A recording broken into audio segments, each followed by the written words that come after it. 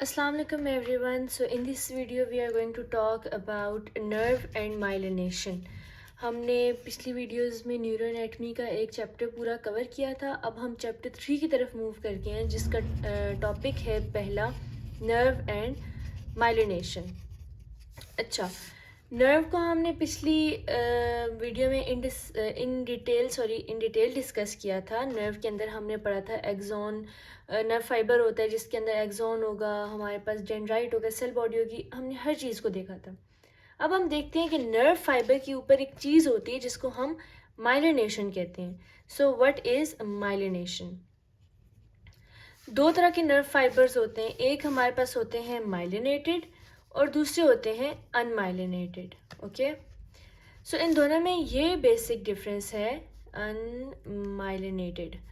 Okay, सो इन दोनों के अंदर बेसिक डिफरेंस ये है कि माइलिन एक शीट होती है जो कि कोई भी, for example this is the axon of the nerve fibre, तो माइलिन एक शीट है जो उसको एक जगह से कवर कर लेगी, फिर थोड़ी सी और जगह से कवर कर, डिसकंटिन्यूस शीट होती है, तो इसको हम माइलिनेशन कहते हैं.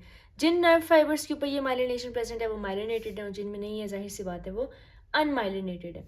अब माइलिन क्या कौन फॉर्म करता है? माइलिन बनाने के लिए स्पेशल सेल्स होते हैं. ठीक है, वो सपोर्टिंग सेल्स होते हैं जो कि आके ये सेगमेंट्स बनाते हैं. माइलिनेटेड के अंदर हमारे पास सपोर्टिंग सेल्स हैं जो कि सेगमेंटेड डिसकंटिन्यूस लेयर बनाते हैं जो दरमियान दरमियान में से इंटरप्टेड है. और ये बनाने की वजह क्या है? इसको बनाने की वजह से हमारा जो एक्शन पोटेंशियल, जिसने पहले फॉर एग्जांपल ये अनमाइलिनेटेड नर्व में इस एक्शन पोटेंशियल ने यूं मूव करके जाना था, तो जब दरमियान में माइलिन आ जाएगा तो ये जंप करके तेज़ी से आगे जाएगा. इसको कुछ हर पार्ट को अलग से कवर नहीं करना, माइलिन वाले के ऊपर से छलांग लगा के चले जाना है. तो यहाँ पे इसकी स्पीड ऑफ नर्व फाइबर बहुत ज़्यादा बढ़ जाती है. तो माइलिनेटेड की स्पीड 120 मीटर पर सेकेंड है, जबकि अनमाइलिनेटेड बहुत स्लो जाएंगे, इस लिहाज से 0.5 मीटर पर सेकेंड के हिसाब से मूव करते हैं. ओके, सो अब जो माइलिनेशन है वो CNS में डिफरेंट होगी और पेरिफेरल नर्वस सिस्टम में डिफरेंट होगी. सिमिलरली अनमाइलिनेशन की भी CNS में कुछ डिफरेंट कंडीशंस हैं और पेरिफेरल नर्वस सिस्टम में कुछ डिफरेंट कंडीशंस हैं. सो CNS में क्या होता है, मैंने आपको पहले भी एक वीडियो में बताया था कि CNS के अंदर माइलिनेशन कराता है ओलिगोडेंड्रोसाइट और पेरिफेरल नर्वस सिस्टम में हमारे पास माइलिनेशन कराता है श्वान सेल्स. ठीक है, श्वान सेल्स यहाँ पे हमारे पास माइलिनेशन कराते हैं. अब मैं आपको पहले थोड़ा सा ओवरव्यू दे देती हूँ माइलिनेशन होती किस तरह, फिर मैं उसको कंपेयर करूँगी कि सेंट्रल में और पेरिफेरल में क्या क्या डिफरेंसेस होते हैं इन माइलिनेशन. लेकिन पहले आप एक प्रोसीजर देख लेंगे माइलिनेशन का प्रोसेस होता किस तरह. फॉर एग्जाम्पल ये हमारी नर्व फाइबर की, ये हमारा एक्सॉन जा रहा था. ठीक है, इसको हमने यहाँ से कट किया और इसको यूँ सामने करके रख दिया. ठीक है, ये इसका एक्सॉन जा रहा है. अब इस एक्सॉन में क्या है कि हमारे पास एक्सॉन के अराउंड शीट प्रेजेंट है जिसको हम कहते हैं माइलिन शीट. और ये माइलिन शीट किसने बनाई है? श्वान सेल्स ने. तो फिलहाल अभी क्योंकि माइलिन शीट नहीं बनी तो ये हमारे पास सिर्फ श्वान सेल हमारे पास यहाँ पे प्रेजेंट है जो कि पेरिफेरल नर्वस सिस्टम का पार्ट है. अच्छा, अब ये क्या करते हैं कि श्वान सेल्स के अंदर प्रॉपर ना हमारे पास उसका न्यूक्लियस प्रेजेंट होता है. ठीक है, उसका साइटोप्लाज्म भी होता है. होता क्या है कि ये श्वान सेल्स इस एक्सॉन के अराउंड क्लॉकवाइज या फिर एंटी क्लॉकवाइज दोनों डायरेक्शन में मूव कर सकते हैं. मूव करता जाता है और अपनी लेयर को इन्हेंस करता जाता है और एक तरह की एक कवरिंग बना देता है जिसको हम माइलिन कहते हैं. ठीक है, अब होता क्या है कि जिस जगह से इसने स्टार्ट किया था ये कवर बनाना, वो इसका होता है इंटरनल मीसेक्सोन. ओके, इंटरनल मीसेक्सोन होता है और यहाँ से स्टार्ट हुआ, फिर ये पूरा माइलिन बनता गया और एंड पे जहाँ पे आके ये स्टॉप हो गया वहाँ पे इसने क्या बनाया है? एक्सटर्नल मीसेक्सोन बना देते. ठीक है, अच्छा, अब उसके बाद एक और चीज़ जो इसके अंदर मज़े की होती है वो ये है कि अब जब ये माइलिन बन रहा है ना तो इसके दरमियान में ये सारा साइटोप्लाज्म भी होगा. ठीक है, ये साइटोप्लाज्म इसके अंदर श्वान सेल का प्रेजेंट है. अब इसके अंदर कुछ लेयर्स बनती हैं. कुछ हमारे पास dense layers, major dense layers बनती हैं, कुछ माइनर डेंस लेयर्स बनती हैं.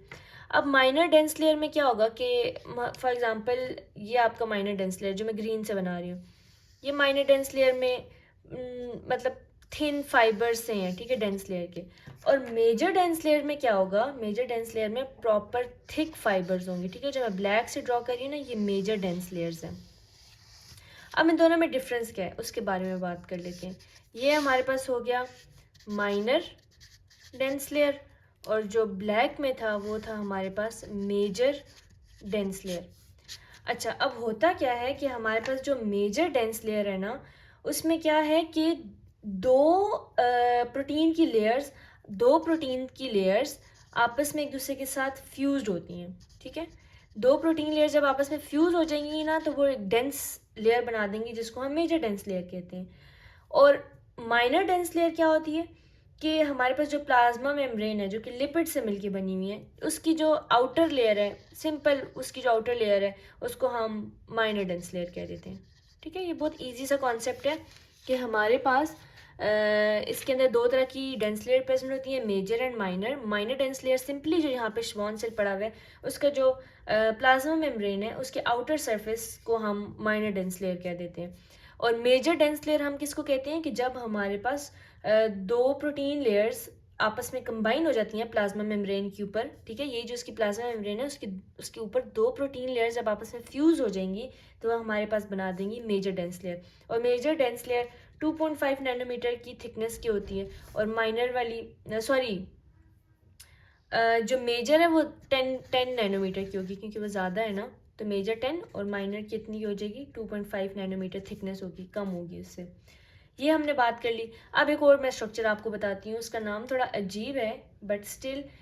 अब एक चीज़ होती है, जैसे मैंने आपको बताया था कि हमारे पास ये ब्लैक में मेजर डेंस लेयर है। अब इस मेजर डेंस लेयर में ये पूरा, फॉर एग्जांपल मैं आपको यहाँ पे बना के दिखाती हूँ। लेट सपोज ये एक माइलिन वाला स्ट्रक्चर है। अब इसके ऊपर मैं आपको बना के दिखाती हूँ कि मेजर डेंस लेयर इस यहाँ से मूव करी है, ठीक है। मेजर डेंस लेयर फॉर्म हुई है, थोड़ी सी जगह छोड़ के फिर आगे से मेजर डेंस लेयर बनी है। दरमियान में ये जो जगह बच गई है, जहाँ पे वो वाला एरिया जहाँ पे डार्क मेजर डेंस लाइन नहीं है, एब्सेंट है, वहाँ पे परसिस्ट ही नहीं की, वहाँ उस जगह को ना हम क्या कह देते हैं, उस जगह का एक नाम है, उसको हम कहते हैं इंसिजर्स, पता नहीं इंसिजर वटेवर, ये जो भी है, ऑफ श्मिट लेंटर्मा, ठीक है, ऑफ श्मिट लेंटर्मा। या आप इसको स्पेल करके देख लें, इंसिजर ऑफ श्मिट लेंटर्मा, ठीक है। ये वो जगह है। और इसको इंसिजर मुझे जितना समझ आई है, या जितना मेरा कॉन्सेप्ट है, वो आई थिंक सो कि अगर इसको आप माइक्रोस्कोप में देखेंगे ना, तो ये इस तरह की ना हमारे पास यूँ बन रहा होता है, यूँ। फॉर एग्जांपल ये डेंस लेयर थी, ये सारी डेंस लेयर है, ठीक है। ये दरमियान में एक्सॉन पड़ा हुआ है। अब ये डेंस लेयर यहाँ पे कंटिन्यू नहीं हुई हुई, तो ये वाली जगह खाली बच गई है, और यहाँ पे ये इसका ये एक निकला हुआ है, जिसको हम क्या कहते हैं, ये एक इसकी एक्सटेंशन निकली हुई है दरमियान में, और ये पूरा ऐसे कैविटी सी बन गई है। इसको हम कहते हैं इंसिजर ऑफ श्मिट लेंटर्मा। ओके, अब वापस आ जाते हैं अपने सेंट्रल और पेरिफेरल नर्वस सिस्टम के पास। ये हमने पूरा देख लिया कि माइलिनेशन किस तरह होती है, क्या क्या हमारे पास उसमें स्ट्रक्चर्स हैं और क्या प्रोसेस है। अच्छा, मैं इसमें प्रोसेस में आपको एक और बात भी बता दूं कि जब ये हमारे पास पहले बन रही होती है ना, जो श्वान सेल पूरी लेयर बना रहा होता है, माइलिनेशन करा रहा होता है, पहले ही जो इसकी कॉइलिंग है ये बहुत लूज होती है, ठीक है। लेकिन कुछ टाइम बाद जैसे जैसे ये रैपिंग बढ़ती जाती है और मिचुरेशन होती जाती है, तो ये श्वान से वो माइलिन की लेयर्स जो है ना आपस में टाइट अप होना शुरू हो जाती हैं, ठीक है। तो आपने रैपिंग के लिए ये एक वर्ड याद रखना है। दो चीज़ें रैपिंग की आपने याद रखनी है। एक ये कि ये रैपिंग क्लॉकवाइज और एंटी क्लॉकवाइज दोनों तरह से होती है।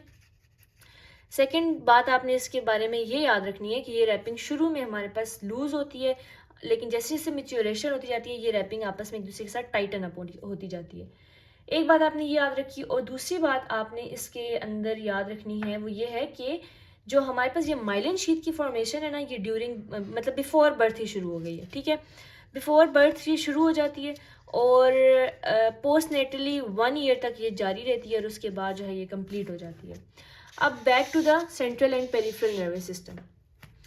अब यहाँ पे जो सेंट्रल नर्वस सिस्टम है उसमें माइलिनेशन और लिगोडेंड्रोसाइट्स कराते हैं, और पेरिफेरल में हमारे पास श्वॉन सेल्स कराते हैं। और कराते क्या हैं, ये पूरा प्रोसीजर जो मैंने आपको माइलिनेशन का दिखाया है।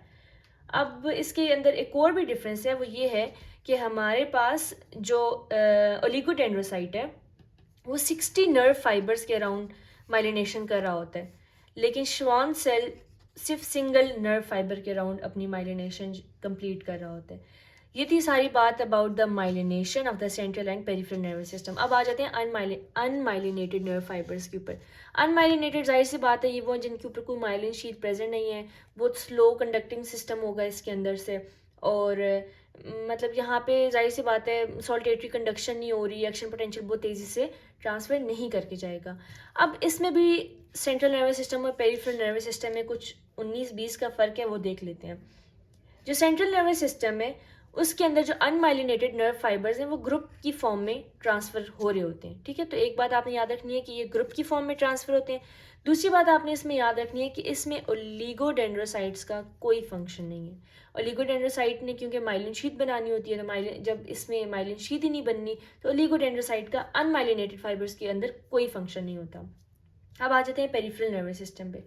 पेरिफेरल नर्वस सिस्टम में हमारे पास जो अनमाइलिनेटेड फाइबर है उसका हर एक्सॉन लेस देन 1 माइक्रोमीटर के डायमीटर का होता है, ठीक है। लेस देन 1 माइक्रोमीटर उसका डायमीटर होता है, क्योंकि अनमाइलिनेटेड है, बहुत स्मॉल होगी, माइलिन भी नहीं है क्योंकि। अच्छा, अब इसमें क्या होता है कि ये जो अनमाइलिनेटेड फाइबर्स हैं ना ये एक ट्रफ के अंदर पड़े हुए होते हैं, और वो जो ट्रफ है वो श्वान सेल्स के अंदर डीप एम्बेडेड होता है, ठीक है। ट्रफ जो है हमारे पास डीपली एम्बेडेड होता है श्वान सेल के अंदर, ये बात आप लोगों को समझ आ गई।